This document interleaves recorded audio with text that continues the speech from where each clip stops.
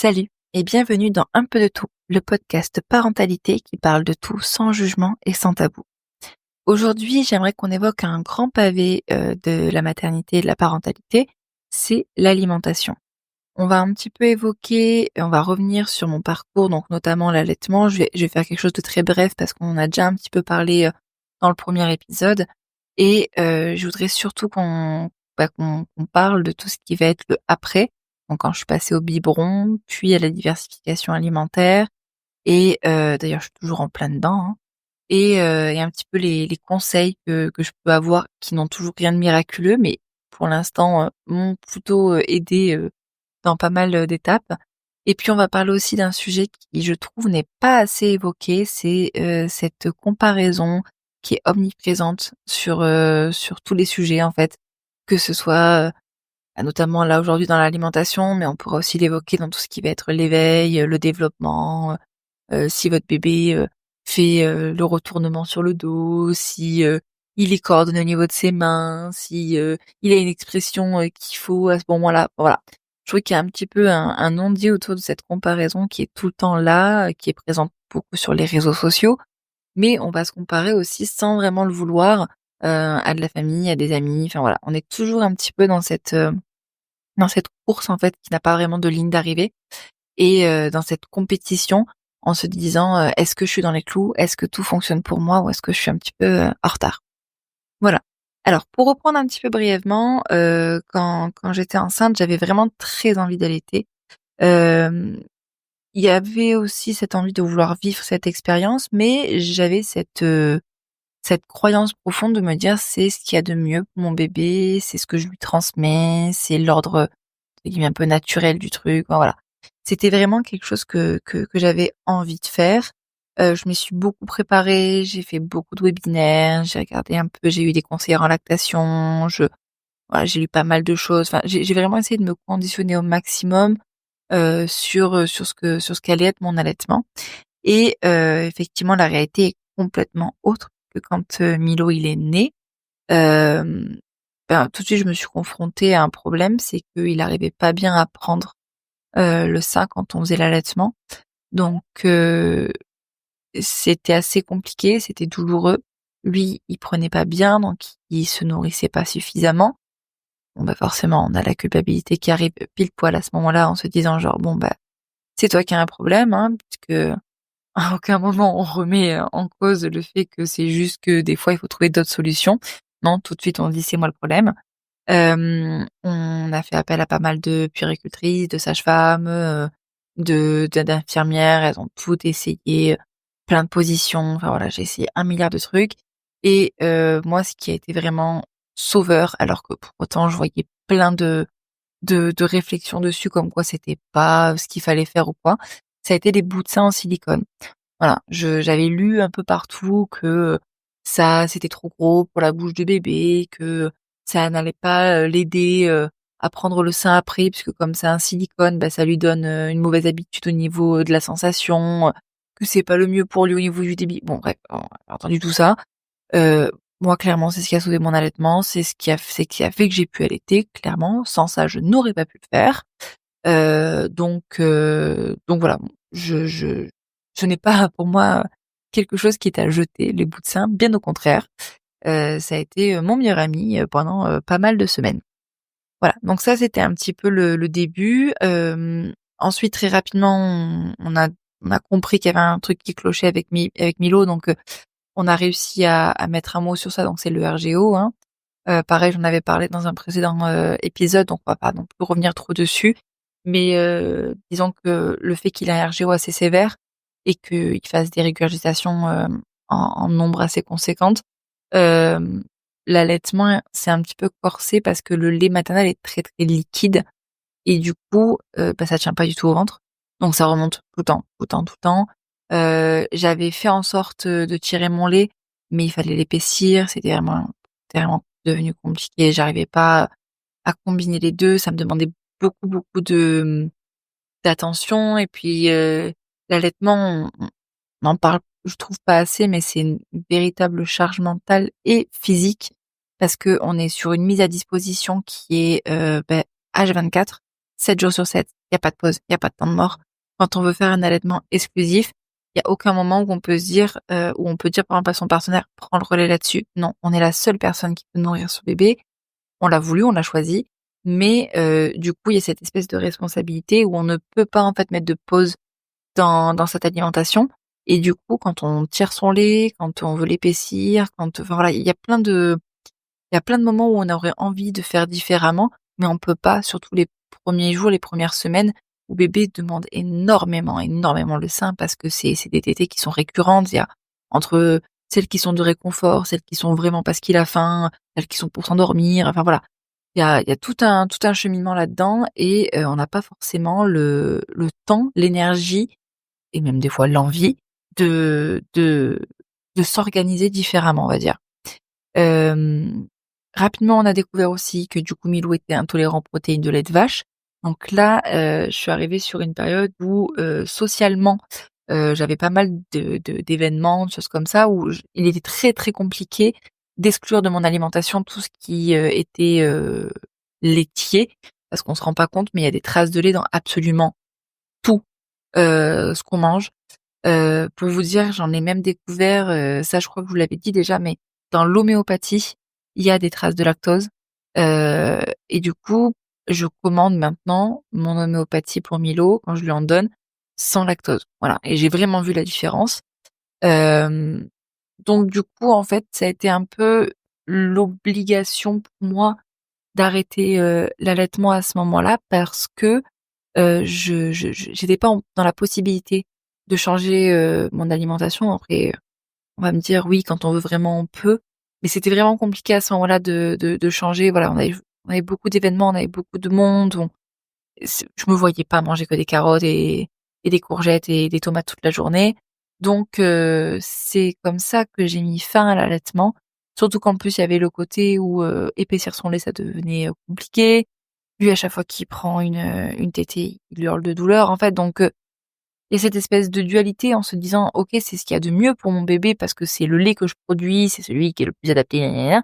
Mais c'est aussi moi qui aujourd'hui, là, tout de suite, suis la cause de sa douleur. Donc en fait, quel est vraiment le meilleur choix? Donc c'est comme ça qu'on va dire à peu près au bout de 2 mois, je suis passée du coup sur du lait, infantile et il y a une chose par contre, qui m'est toujours restée en tête parce que j'avais cette «culpabilité» entre guillemets de tout de suite passer au biberon, mais j'ai pas vraiment fait de transition moi. Je suis passée, très rapidement, au biberon. J'ai très vite arrêté, l'allaitement et j'arrêtais pas de me dire, «Ouais, tu as pas tenu assez longtemps, tu as pas réussi, tu aurais pu faire en sorte que» et cetera et cetera et un jour on m'a dit: «Mieux vaut un biberon donné avec amour qu'une tétée donnée avec stress, colère et peur» et ça m'est vraiment resté en tête parce que c'est vrai en plus, c'est scientifiquement prouvé quand, on a du stress, quand on a des peurs et cetera, on génère ce qu'on appelle du cortisol et le cortisol en fait c'est donné directement en fait, enfin c'est retranscrit dans le lait puisque tout passe par le lait, absolument tout et on a observé qu'effectivement des bébés, qui pouvaient avoir, du cortisol dans le lait maternel pour 1 milliard de raisons, on retrouvait après que c'était des bébés qui pouvaient avoir un peu plus de stress et cetera, quand ils grandissaient. Donc cette phrase elle est vraiment restée, ancrée dans ma tête et je tiens à la dire aussi pour toutes les mamans qui ont fait le choix de ne pas allaiter parce que, c'est encore une fois c'est un choix, hein, c'est pas une obligation. Le lait infantile est tout aussi bon pour votre bébé. C'est vraiment un choix qui est personnel et chacune fait le mieux pour son bébé et il y a pas de débat là-dessus. Voilà, c'est juste pour finir un petit peu là-dessus.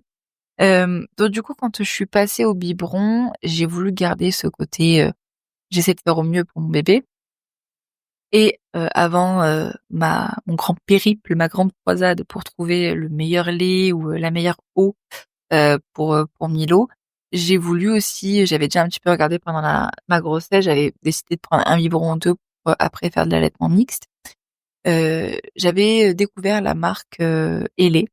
C'est une amie qui était enceinte aussi à ce moment-là, qui avait pris ces biberons-là et bon alors au-delà du fait que esthétiquement je les trouvais très beaux, il y avait ce côté où, c'était du silicone, sans BPA, que, la tétine elle était faite de façon à reproduire le mamelon de la maman donc Il y avait ce côté ergonomique qui me plaisait beaucoup et on s'en était fait offrir du coup, sur la liste de naissance et voilà, c'était des biberons quand même qui ont un certain coût.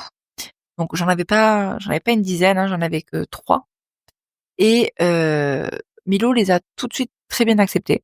Voilà, ça a été une transition qui a été très bien faite et on s'est aussi rapidement rendu compte qu'il avait bien une sucette parce que sa besoin de succion était tout le temps présente, ça l'aidait à s'endormir. Donc j'ai pris de cette même marque aussi sa tétine, sa sucette et tout s'est super bien passé.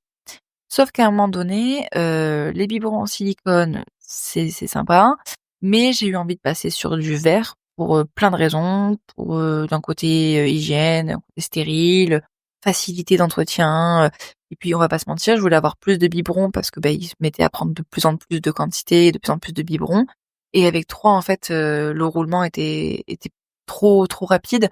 J'avais besoin d'en avoir un peu plus. Sauf qu'au prix, du biberon, il me semble que ça coûtait une quarantaine d'euros. Bah, on s'amuse pas en fait à en acheter, 6-7 quoi. Donc je suis passée sur des biberons en verre et là, bah, forcément Milo n'acceptait aucune autre tétine. Voilà, il lui fallait uniquement, les tétines qu'il avait déjà, eues depuis, qu'il était passé au biberon. Donc là pareil, ça a été un peu la croix et la bannière pour trouver des marques, qui sont compatibles avec ces tétines-là. Donc si jamais vous êtes dans la même situation que moi, et que vous êtes sur, des biberons ailés, sachez que les marques Suavinex et Nuuk, alors notamment les biberons en verre, sont tout à fait compatibles avec les tétines, ailées. Voilà, ça c'était pour la petite aparté et donc quand on est arrivé à au biberon, honnêtement il a pas été, plus pénible que ça, bien au contraire, il a accepté assez facilement, le biberon et bon après ça a été toute une péripétie pour trouver, le bon lait, épaissi, pas épaissi, voilà, je vous donnerai un peu mes conseils en fin d'épisode, sur l'épaississant, sur les choses comme ça. Mais voilà, on a réussi à trouver un peu notre rythme de croisière. On était du coup sur, bah, sur du full, biberon en fait, hein, clairement et ça jusqu'à à peu près ses, 3 mois et demi. Voilà. Vers, vers 3 mois et demi, le RGO était encore bien présent. Donc pour rappel, il est sous Sinexium depuis ses 2 mois et demi à peu près et la pédiatre m'a conseillé de commencer petit à petit, l'introduction de la diversification alimentaire pour justement, avoir une texture un peu plus épaisse qui, on va dire entre guillemets, «reste», dans l'estomac et évite la régurgitation. En plus de ça, on va pas se mentir, Milo il est sur du lait de riz épaissi. Clairement niveau saveur, il y a mieux, hein, on va pas se mentir. Déjà rien que quand on sent l'odeur du biberon, on se dit: «Le pauvre, pour manger ça, heureusement que les papilles sont pas encore complètement développées» parce que je pense que nous, adultes, personne ne boirait ça. Donc ça lui apportait aussi un peu d'autres saveurs parce qu'il commençait un peu à bouder son lait. Donc voilà, donc on a commencé petit avec juste une cuillère, de légumes, j'ai essayé de faire ça moi-même, pour, bah, pour limiter, on va dire un peu les produits transformés, les choses comme ça. Bon, ça a pas été un très franc succès dès le début. J'ai commencé avec la courgette. Moi, je pense que c'est peut-être pas le légume, qui a le plus de succès auprès des bébés. Mais mais c'est comme ça que j'ai commencé et c'est surtout à ce moment-là qu'est apparu ce dont je vous parlais en début d'épisode, c'est cette fameuse comparaison. Parce qu'on essaye, moi la première, hein, je regardais un peu sur les réseaux des idées, de légumes, de purées, voilà toutes ces choses-là et très vite en fait, on tombe sur, bah, des bébés clairement, ils se lèvent le matin, ils prennent un 240 millilitres. Ensuite on est sur une entrée, plat, dessert, goûter, collation, vraiment le truc, c'est digne d'un étoilé, d'un 3 étoiles, par repas. Et moi, je suis avec ma petite cuillère en silicone, je suis, ravie quand maintenant à presque 6 mois, il me prend 100 grammes de légumes par jour et quand, il me dégomme 180 millilitres de lait, dans le biberon, je fais la fête, clairement. Donc il y a eu un peu cette, ouais, cette culpabilité j'étais dans la comparaison à me dire: «Mais pourquoi est-ce que moi il est pas, à vouloir manger autant? Pourquoi est-ce que, il prend pas autant de lait?» Du coup, parce que au final, il prend la même quantité sur la journée, mais au lieu de me prendre 4-5 biberons, moi Milo il m'en prend 8. Voilà, on est sur 8 biberons entre 150, 120-150, allez des fois 180 millilitres répartis sur toute la journée et sur toute la nuit, hein, bien sûr. Mais mais voilà, on est toujours dans cette comparaison car on va pas se mentir, sur les réseaux sociaux, on a les super mamans, super belles, bien maquillées, avec des maisons impeccables, des cuisines immaculées, des bébés qui mangent des tranches d'avocat, sans en foutre de partout et on se dit: «Ah OK, si elle, elle y arrive, pourquoi moi j'y arrive pas?» Et au fond, on le sait, c'est de la mise en scène, c'est du montage. Elles ont passé je ne sais combien d'heures, de chaos, culinaire avec un bambin pour, quelques secondes, de vidéo, pour la poster sur les réseaux sociaux. Mais malgré tout, il y a quand même, ce petit truc de se dire: «Est-ce que je suis dans les clous? Est-ce que je suis pas un petit peu en retard?» Et cette fameuse phrase, qu'on vous sort, à toutes les sauces. Après, tu sais, chaque bébé a son rythme. Il va à sa vitesse. Et oui, fondamentalement, cette phrase, elle est complètement vraie, complètement d'accord avec. Mais c'est toujours plus facile de la dire que de l'entendre. Voilà, on va pas se mentir. On a toujours plus envie d'être, le parent du bébé qui fait les choses, waouh, en avance, super bien. Oh là là, pour son âge, il est vachement en avance, hein, que celui qui vous dit: «Oh, oui, bon, après, tu sais, les garçons sont toujours un peu plus fainéants» ou «Oh, bah, il prend son temps, hein». Voilà, on ça ne fait qu'attiser cette espèce de culpabilité, cette espèce de compétition qu'on a au fond de nous, à essayer de se comparer toujours et à se dire que, on a envie d'être au mieux, alors que on fait déjà le maximum pour nos enfants, ça c'est évident. Hem Au niveau de la diversification, c'est vrai qu'il y a toujours aussi ces phrases où il faut faire enfin, on essaie de faire attention, on essaie d'écouter un peu partout les conseils, notamment, des médecins, des spécialistes, on vous dit: «Attention, pas trop tôt pour le poisson, pas de gros poissons parce que du coup attention aux métaux lourds, et pour la viande, on commence plutôt par la viande blanche et puis un petit peu et puis pas tant». En fait, on se fait des calculs, mentaux extraordinaires de se dire: «OK, je suis à combien de grammes par jour? Faut que je pèse et cetera et cetera». Alors qu'en fait, clairement, on a beau, essayer tout ce qu'on veut, si, les papilles, de bébé n'ont pas envie de manger votre super, purée, de, brocoli avec, sa petite touche de dinde fumée, bah, clairement, on a beau avoir tous les meilleurs conseils des spécialistes, si bébé il a pas envie, il a pas envie. Voilà et ça, c'est compliqué aussi des fois de se dire: «Oh, «Je passe du temps, j'investis, je fais attention, je fais ça avec amour» ou je réchauffe avec amour, mais bébé n'en veut pas et c'est vrai que c'est un petit peu compliqué. Donc voilà, c'est vrai qu'aujourd'hui notre parcours, on en est là. Nous, on est en plein dans la diversification. On essaye petit à petit d'ouvrir de plus en plus les horizons, des saveurs à Milo. Mais, pour l'instant, on est encore sur des goûts très primaires, hein, on va pas se mentir. C'est vrai que j'ai hâte, du moment où, on va un peu plus s'éclater, où on va pouvoir, lui donner des choses un peu plus sympas, où, on va pouvoir aussi peut-être échanger sur ce que lui il aime, ce qu'il aime pas. Bon, je sais que je mets un peu la charrue avant les bœufs parce que c'est pas pour tout de suite, tout de suite.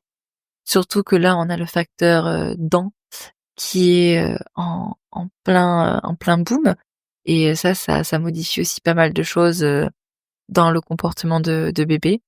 Donc voilà. Donc si vous êtes, comme moi en plein dans la diversification, n'hésitez pas à me dire si vous avez des petits rituels, des petites astuces, pour aider, bébé et puis pour, s'aider, nous aussi, en tant que parents, hein, clairement.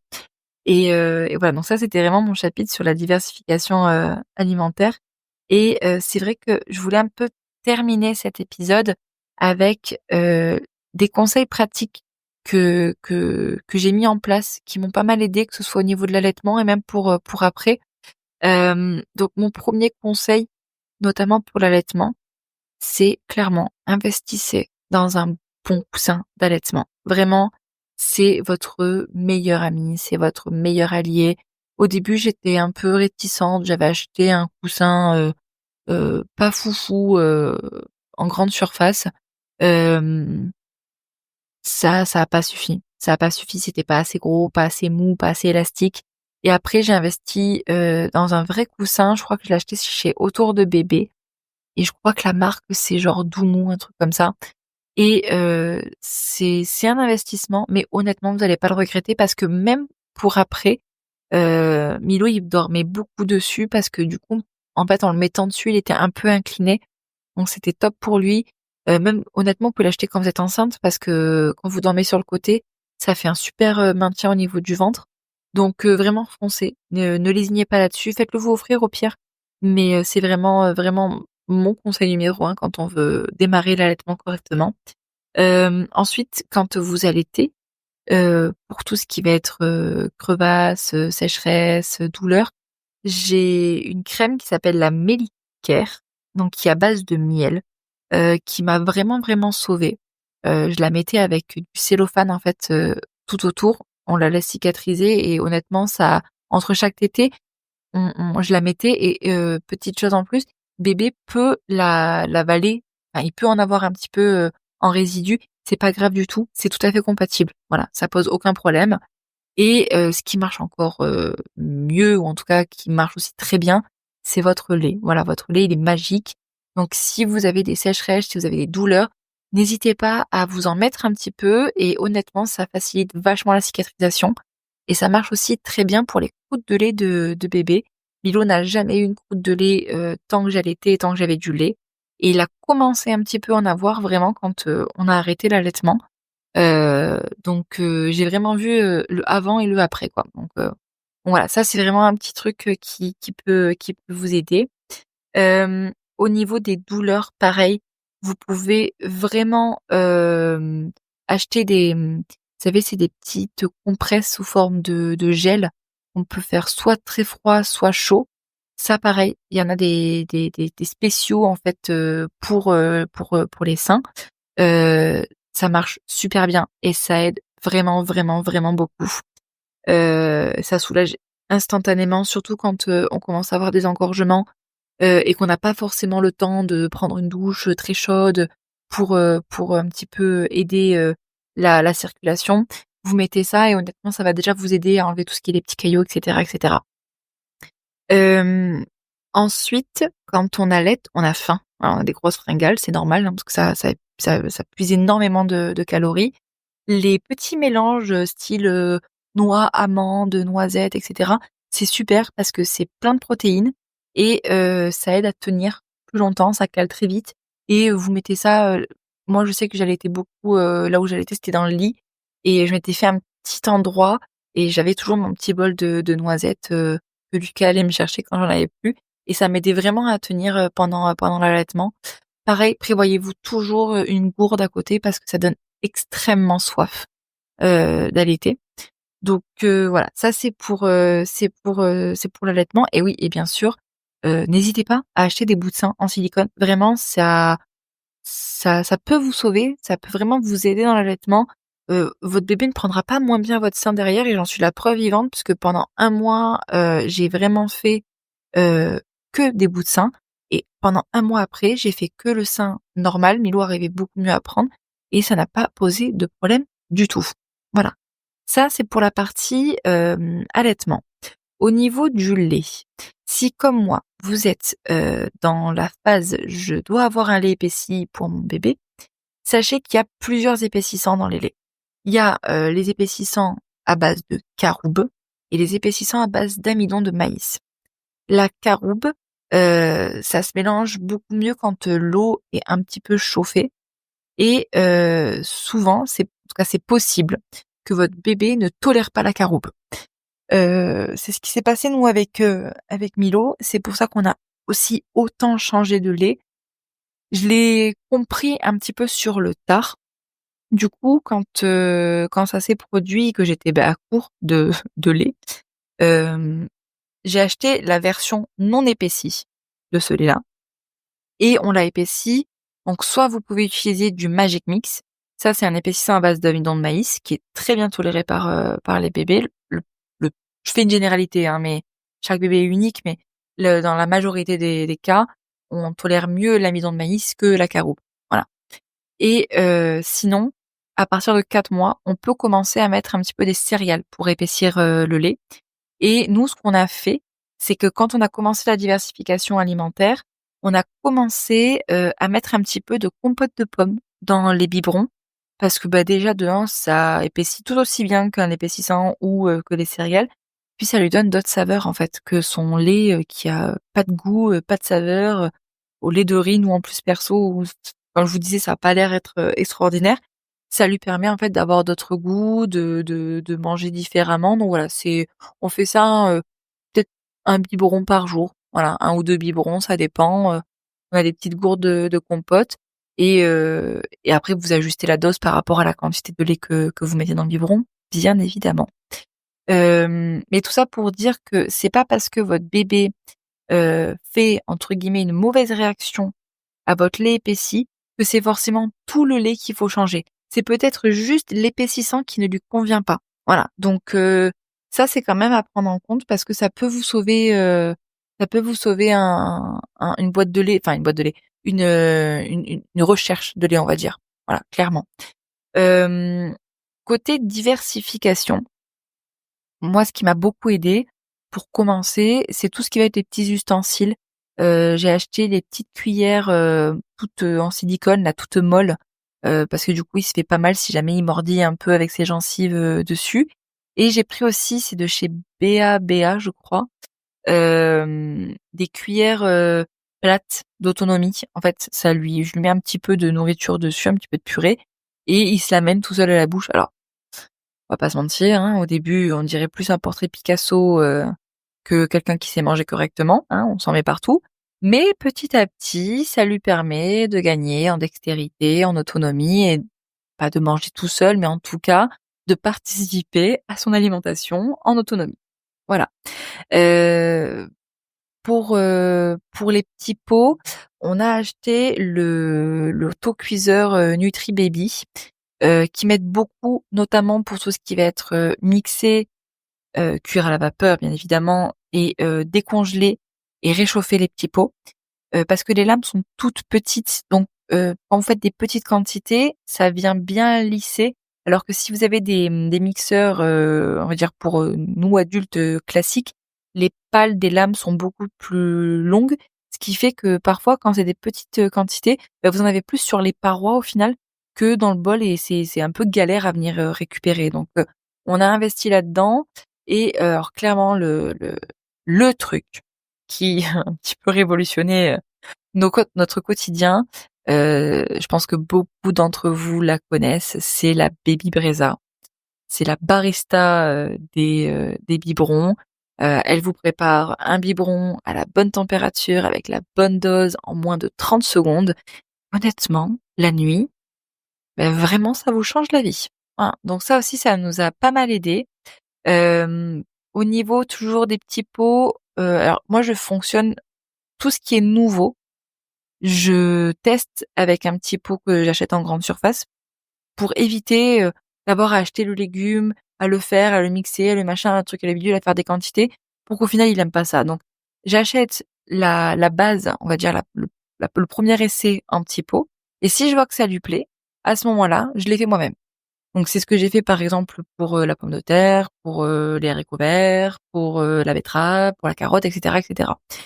Donc j'ai acheté du coup une fois que c'est acquis, que c'est OK, qu'il aime ça, j'ai des petits moules, soit des bacs à glaçons en silicone, soit des moules, en silicone toujours qui vont au congélateur, qui me font en fait des petites portions pour chaque repas. Donc par exemple, j'ai ma portion, de purée de pommes de terre congelée avec, une portion de je dis n'importe quoi, de purée de carottes et puis des fois, bah, je vais mixer les 2. Je mets, une portion de l'un, une portion de l'autre. Dans le Nutribaby, je mets en fonction pour, réchauffer et honnêtement, quand c'est du congelé, allez en, 6-7 minutes max, c'est prêt et je lui donne ça.